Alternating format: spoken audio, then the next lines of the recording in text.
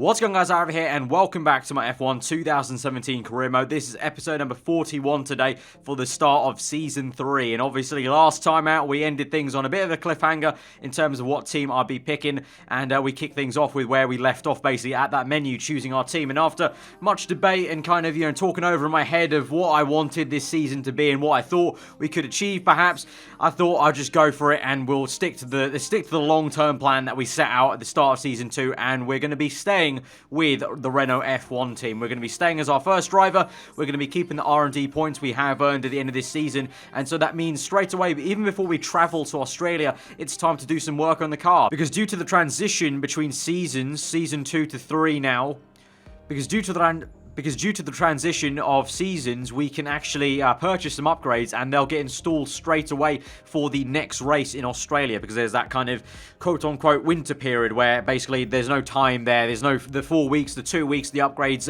are going to take usually in the middle of the season will basically just happen instantly for Australia. Of course, we never got to experience that from Season 1 to Season 2 because I changed teams from Toro Rosso to, right now, Renault F1. So we're looking at the upgrades. We've got a decent amount of points to actually spend here. Not as many as I thought we would, so I'm still a little bit annoyed at that, but we're going to go ahead and purchase some upgrades. So the first one we've gone for is drag reduction. So that's actually the middle pillar of the aerodynamics tree. We've done front aerodynamics and rear aerodynamics. The front one got done by the AI in Season 1 with the Renault AI. We did the rear aerodynamics this last season in Season 2, if you remember. We got that for the Japanese Grand Prix, I think it was, or maybe even the Brazilian Grand Prix. It was the Brazilian Grand Prix, actually, my bad. And then we're going to go ahead and purchase, you saw, the weight reduction and also one more tyre wear upgrade. So the first tyre wear upgrade got done by the AI again in Season 1. We've added to that. We've done the second one there along, and we've done one more weight reduction. So those two will work in tandem in terms of to boost our chassis. Obviously, the tyre wear is going to help us out to maybe once again try a lot of those one-stops that we did a lot of the time in Season 2. And then both the chassis weight reduction and the drag reduction will help in a straight line. And it will also keep the car lighter in the corners. So it may not be pure downforce we're adding onto the car, but it still is going to help us in the corners to navigate them and hopefully try and close up to the teams around us. So that's pretty much it for the pre-season, I guess you could say. And we're going to get straight to the start of the Australian Grand Prix. Hi, I've got something you'll be interested in. Those performance upgrades we discussed after the last race. They're on the car and the data looks promising. Take a look at the details. So it looks like we're starting off this season with a very positive note there from Chris. So all three of our upgrades have been installed on the car, which I'm quite surprised by, actually, quite frankly, because I thought one of them would have at least failed, just knowing the kind of a bit of bad luck we had last season at the very end there, with some of the major upgrades kind of failing for us. We had to wait, obviously, to Japan to get that double bolster upgrade last time in Season 2. And you can see here on this chart, you can clearly see where that upgrade came and also where our upgrade came in for Monaco. But nice overview for the first time. I don't think I've really shown this ever in a video so far, kind of full overview of the season of how we've progressed there with Renault. But you can see there is a big mountain to climb even just to get towards the front of the pack, best of the rest ahead of Force Injured Williams according to that chart. So yeah, I mean, I felt confident choosing Renault going through this season because, we committed to the long-term plan from Season 2. We've talked so much about it. We did so much reliability work in Season 2 that we don't need to even focus on reliability at all. We can now just focus on performance and nothing but. But the task is so big, and I want performances. I want results straight away. And so I think going at this season, I'm going quite cautiously in terms of my commitment to Renault. We know there's going to be a mid-season offer. That has been the case every single season so far. I think that's just a staple thing in the career mode, that there will be an offer midway through this season at the British Grand Prix. So before then, I'm going to be judging how we go, and if the performances aren't there, if the car is not where I want it to be and where I expect it to be by Season 3 of this career mode, well then I may be looking elsewhere. So I mean, Renault are on thin ice with me, but I'm also quietly confident we can progress because I want to give them a chance, because obviously, as I said, we did so much reliability work last season. We did half this season was taken up with reliability work on our internal combustion engine and our gearbox, that I have to give them a chance of seeing where it goes if we're doing nothing but performances. So we'll see how it goes. So we move into qualifying then quite swiftly. We've already started our Q1 lap. We're cutting to the end of that Q1 lap on ultra soft tyres. Now, this shouldn't be a kind of issue for us to get through into Q2, obviously. And I think, obviously, going from the back end of Season 2, we're going to try the same strategy that we did at the end of the season of maybe going on the set of super soft tyres for the Q2. You can see Sebastian Vettel even goes on a set of super soft tyres for the Q1 session for some reason, even though it doesn't matter. But that was a very nice lap for us in Q1. And the car car, well, I haven't really talked about how different it's felt. It didn't honestly feel worlds different, but it definitely did feel stiffer, I felt, in the corners, which was an odd feeling. It kind of felt bad in a way at first, but then I kind of realized maybe it just felt stiffer because it was more planted and the car wasn't shaking about as much mid-corner that I was used to, and it actually felt a bit more planted, but it kind of translated across to, oh, the car doesn't feel as alive anymore, but I guess it just meant that I had the grip there in the corners quite comfortably. So definitely the upgrades, the chassis weight reduction and the drag reduction, I could certainly feel that in the corners, and obviously in a straight line we'll have to see how it goes in the race for that ultimate drag reduction and also the tyre wear upgrade that we did. So we moved through to the end of our Q2 lap. You can see clearly we're on the set of super soft tyres, trying to make it into Q3 as best we can. We set a pretty decent lap time, I feel like, and as we move across, I do kind of just precautionary set on the ultra soft tyres at the setup menu in the little iPad, whatever you want to call it, and we look at the screen there, and at the moment you can see we're P7. We do go down the order a little bit. Hulkenberg there gets very close to us, and as we go through the session, all the times are quite stable, so I was feeling quite confident. And then as we move on to the end of that session, you can see so close, and devastation for us to be knocked out in Q2 there at the first time of asking in this brand new season. Hulkenberg, so close there. I think he was one of the guys who did pip us in terms of he moved us down the timesheet by improving his lap time. We moved down to P10, and then obviously one of the other guys must have improved. So unfortunate. It does mean ultimately in the end it didn't actually matter, because because we're not in the top 10, we can start on whatever tyre we want. So we can still try and pull off this one stop. It just may be a bit of a different one stop than I was maybe hoping for or thinking it was going to be. And we'll have to see where Hulkenberg actually lies in the top 10. But it's not all lost. We are, as I said, because we can choose the tyre we're on, we can do some work there. You can see Lewis Hamilton's up in second place then, with Kimi Raikkonen, the reigning world champion now from Season 2, on pole position. So the two guys who have won championships so far in this career mode are on the front row. So yeah, disappointed, but eagerly also just looking forward to just get cracking on with it then on the racing. So let's look at the grid and then let's get into it. So before the off, let's remind ourselves of yesterday's qualifying session with a look at the starting grid. Kimi Raikkonen's perfect lap yesterday sees him start from pole position, and Lewis Hamilton completes the front row. Looking down the rest of the grid, we have Bottas, Vettel, Daniel Ricciardo, and Verstappen, Perez, Hulkenberg, Massa, and Roman Grosjean. A Renault, Ocon, Carlos Sainz, and Magnussen, Kvyat, Stroll, Fernando Alonso, and Pascal Wehrlein. Ericsson and Stoffel van Dorn completes the grid. And with preparations almost complete, let's head down to the track. Right, time to kick off Season 3 then in this banana car of a Renault, and the tyres we're going to be starting on this race are also coloured yellow.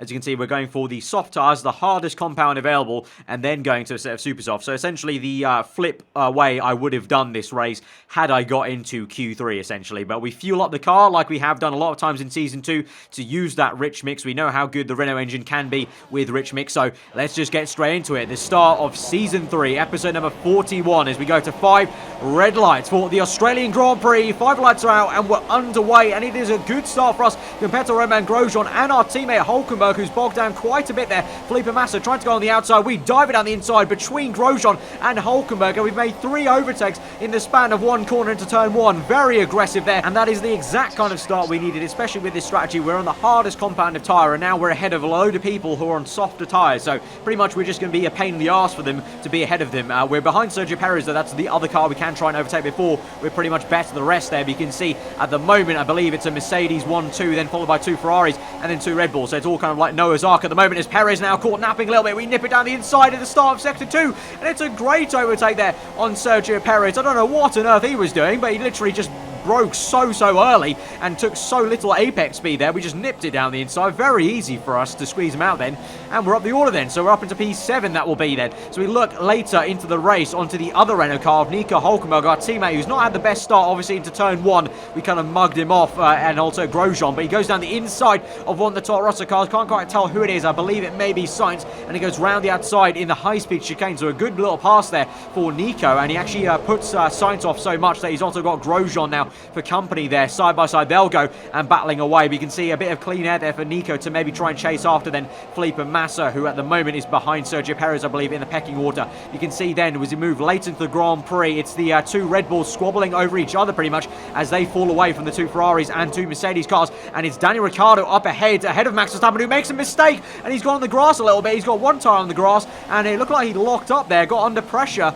from Verstappen, and so you can see as we're on lap 5 now, so the laps have pounded round, and we close right up to Ricciardo. We can see him in right ahead of us. We're less than a second there, so we will get DRS if we can keep this in, and through the corners we're closing up, so he's obviously a little bit flustered as well. And also I'm sure still he'll have a little bit of grass still on his left tyre that he dipped off circuit, so that will affect him in the corners. And you can see we close up even more in the brake zone. We go a little bit wide on the curbing. That does send us off a tad, so I have to go opposite lock to correct it. Momentarily up into rich mix, then back to standard, because really my thinking is let's save the rich mix for a little bit later, even though we are very close and it's very tempting to just use all the rich mix to try and overtake Ricciardo right now. Let's play a bit of a long-term game here, but we're just kind of popping it into rich mix just momentarily down these straight, and you can see in a straight line we are quite rapidly actually closing up to the Red Bull car. You would imagine if I kept it in rich mix the entire straight, that would be quite a rapid close-up. So it looks like the drag upgrade we did is helping out. Of course, we did see that kind of close-up last season, but I feel like it's even more rapid now in Season 3. So positive signs there for upgrades working. But you can see through the final corner, Ricciardo able to use the Red Bull's downforce to good effect to get away from us. But then with DRS, we have been able to keep it under 1 second, closing up even more. And then through turn 1, pretty decent entry. Bad exit though, a little bit of dirty air. We'll open DRS once again. And so that will see us gain back to Daniel Ricciardo's rear end there in standard mixture this time as well. So you can see how much we are gaining. And so much so into the next corner that Ricciardo, we nearly rear end him there as we go very late on the brakes. And Ricciardo a little bit earlier than I thought he would be,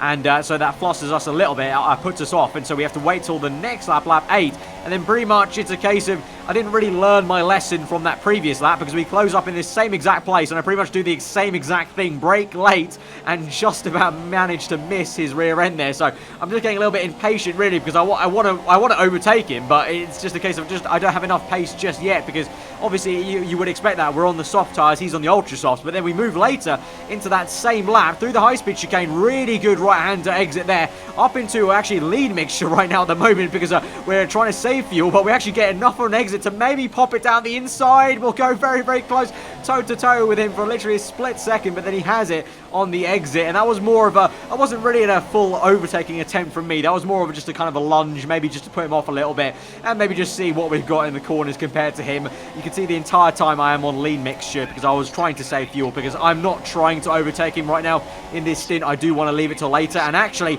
this safety car is going to get called out here as we move on across the line to lap 9 and up into P2. Ricciardo now up into P1 as the top guys, the 2 Ferraris and 2 Mercedes cars, make their first pit stops of the afternoon. Safety car is called out, so that's going to maybe hinder us a little bit, because if I wasn't the super softs, then okay, that safety car may be quite well timed, because we could go on to softs to the end of the race, but we're not. We're on the soft tyres, so I'm already on the hardest compound of tyre, so that may actually hinder my entire race plan of a 1-stop here.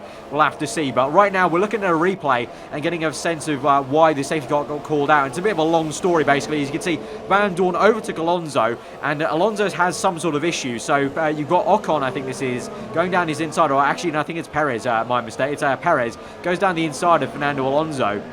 So he's overtaken him there, but then later in that lap, he's now caught up to Van Dorn, and as he goes to maybe overtake him on this next back straight, you've also got the 2 Saubers there ahead of him. He just parks it up, and he starts to go a little bit slow, and at this moment in time, I didn't really know what was going on here, but if we look closer on his rear front right tyre, and we go on board with him, indeed, it is going to be a front right puncher, you can see. So very, very odd. Very, very odd front right puncher. Very sporadic there. It didn't look like he made any contact with the 2 McLaren cars. So yeah, I mean, very unfortunate for Sergio Perez. Bad luck, bad luck. But you can see we actually overtake him in the pit lane there. We ghosted through him. But we do come in, and we're going to strap on a set of super soft tyres. So we are changing this strategy now. I'm not going to the end on these super softs, no way. So now we're doing a 2-stop. We're going to go to a set of ultra soft tyres later in the race, and we're basically being forced. Our hand is being forced to go to the 2-stop, because there's no way I can make the 1-stop work now with the safety car, because the safety car obviously is going to bunch us all up, and if I'm still on the bloody soft tyres, that's just not going to be what we need, right, basically in this race. So we come out in P12 behind Max Verstappen, and so on the restart, trying our best to get as close as we can to his rear end. Very awkward restart, really, as the flag goes green on the second last corner for us, because we're down the order in P12, not at the front. And as we look behind us, we can see Sergio Perez is there in the train. He's been lapped, and I believe there are other lap cars ahead of Max Verstappen. So let's see on this following lap then if that's going to help us out. You can see the blue flag icon is there on the electronic board as we go through turn 1, and you may see it a little bit bit down this main straight. I believe there's an electronic board on the left. There you go. There was a definitely a flashing blue light. So Verstappen there going slowly, and actually so much so that I try and nip it down the inside there. Again, getting a bit impatient with the Red Bull cars, and in the end, really no use of that one. You can see I actually end up losing time probably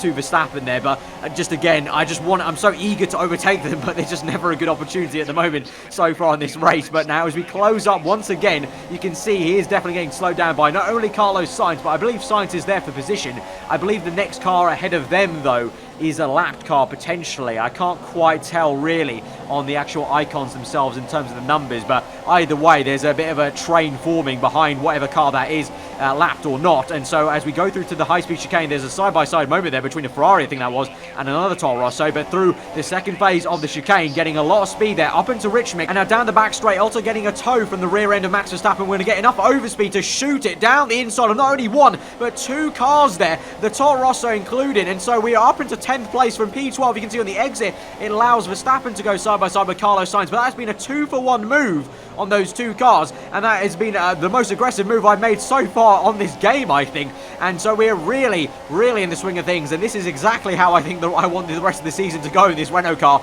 in Season 3. No nonsense overtakes and just getting it done when it needs to get done. And so we close up to Lance Stroll now. We're up into P8 as some people make their pit stops, and we're right up the gearbox of the young Canadian. We move to the right hand side, no DRS, just rich mix, and the exit of that corner of turn 2 and down the inside, and we are going to once again have a no nonsense exit and just force Lance out, squeeze him completely out. And now we're going to move swiftly on to maybe this Haas car next. So we're going all balls deep pretty much, and speaking of balls deep, there goes Kevin Magnussen here on the left hand side. We're going to go down the inside and we're going to overtake him as well in a swift move in the same corner. We made that 2-for-1 pass just the previous lap. So we're on lap 12 now, up into P6, and we're making a 2-stop work. So far so good, because you would imagine we are going to be fighting Verstappen, I think, at the end of this race. So we need to be making these kind of moves and have this kind of pace at the moment. So as we close up to Ocon, though, a little bit disappointed that Ocon comes into the pit, so I couldn't overtake him on track there, but we do get up the order, and now we're up into P5. Pretty much best of the rest there, with the 2 Ferraris and 2 Mercedes occupying the top 4.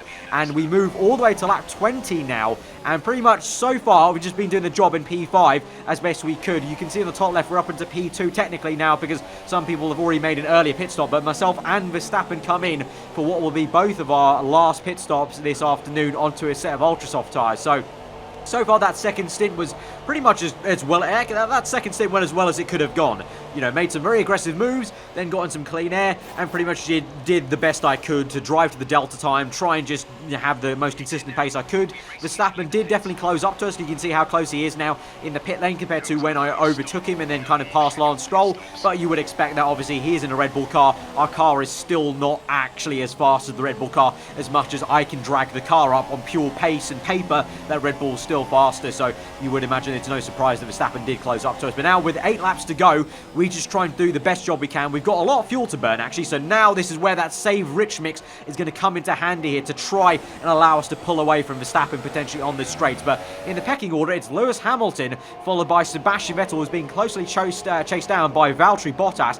Then in 4th place is Kimi Raikkonen then. So the reigning world champion struggling to match his teammate at the moment, and then much further back down the road is us going through the final corner then, P5. And then this is a fight between my teammate, the Haas, and Esteban Ocon, who's made a mistake there. He's locked up, he's onto the grass, and just like Daniel Ricciardo, has lost a heap of time, but even more so than Ricciardo, because Ocon has to park it up there and let a whole more gaggle of cars through there. So that was a little squabble for what I believe was P6, but just behind me. And so it's actually going to be Hulkenberg chasing after Kevin Magnussen for a position behind me. So if you remember correctly, that's a bit of deja vu from Season 1, because in Season 1 it finished myself, K-Mag and Hulkenberg, and once again at the moment it's looking like it's going to finish myself, K-Mag and Hulkenberg, because for whatever reason Max Verstappen has decided for another pit stop, so he's actually out of contention for even P5 this afternoon. So we look now later into a fight between Sebastian Vettel and, oh my god, the Toro Rosso! What is going on there? I was about to say there was a fight between Sebastian Vettel and Valtteri Bottas as he chased him right down to the wire. There's been contact though between the Ferrari car and the Toro Rosso. I think it's the Russian Daniel Kvyat, and so Sebastian Vettel's lost his front wing. Thankfully for him, he's not out of the Grand Prix, but he's lost his front wing there, and he's going to have to trundle back to the pits, and that is surely going to mean maybe a free position for not only me, but Magnussen and Nico Hülkenberg. So we move on to the second last lap of the Grand Prix. As we move on across the line, this will be towards the last lap of the Grand Prix. You can see the dot on the mini-map, and we're up into P4 then, and so we've all gained a free position. You can see now Magnussen and Hülkenberg have closed up to me quite rapidly, because really, I'm not going to lie, after I knew Verstappen wasn't going to bother us, and after I saw we were going to just have to settle for best of the rest, I pretty much went to sleep a little bit in this race. Magnussen tries to make a move down the inside. I go wide to the inside there to maybe help out Hülkenberg as best I could, just like we did back in Season 2, but it's not going to be any use. But yeah, just my hands up there. I just kind of switched off a little bit in this race as soon as I knew that I was going to be pretty much in P5 guaranteed.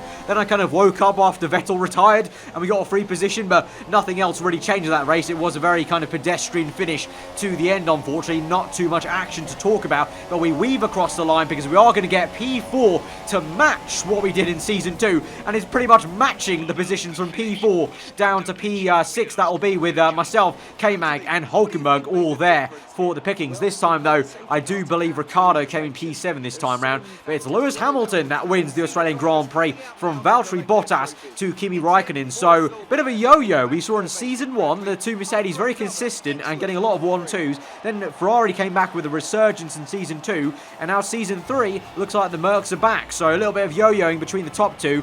It would be kind of nice to be honest if that yo-yoed a little bit harder and more extreme with the Red Bull cars and maybe even us, but unfortunately that's just the cars we've been dealt here in this career mode. So you can see there, P4 though, excellent position for us, and the constructors were in P2 actually ahead of the Ferraris because Sebastian Vettel failed to score any points. So I would like to say it'd be great to see if we could maybe keep this position, but that's definitely not going to happen. But you know, we can, a man can hope and pray and hope for a miracle. But we finished off that race, and that was a pretty decent first outing there. And after that race, we get enough points, over 1,000, to purchase another upgrade. So that's going to be 4 upgrades purchased in one episode here. Only 3 installed. Obviously, this one will get installed in 2 weeks' time at the Bahrain Grand Prix. But I had a bit of a debate of which upgrade I actually do. For a long time, I thought I would be doing this drag update, but then last minute I thought, okay, hang on, maybe let me have a look at the chassis upgrade. Had a bit of a debate with myself in my head. In the end, I decided we're going to just go for the drag reduction. I feel like that's going to be the better one, especially because earlier on this race,